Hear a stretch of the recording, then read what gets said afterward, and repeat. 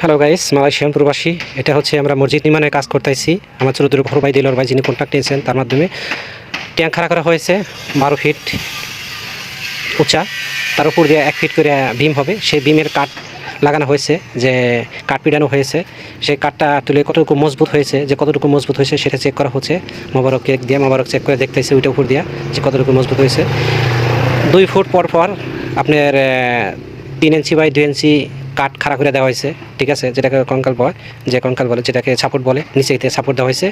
এই ভীমটা হবে 1 ফিট তিঙ্গি হবে, যে 1 ফিট উঁচু হবে। এটা মসজিদ নির্মাণের কাজ। আসলে প্রবাসের মাটিতে যে কাজগুলো করি অনেক মজবুত কাজ, অনেক শক্ত কাজ, কারণ এই দেশের কাজে কোনো 2 নম্বরই করা যায় না। এই দেশের কাজে সবই অরিজিনালভাবে করতে হয়, সুন্দরভাবে করতে হয়।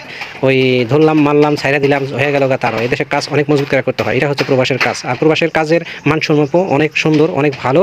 দূর প্রবাসের কাজ করি আমরা, আমাদের জন্য দোয়া করবেন।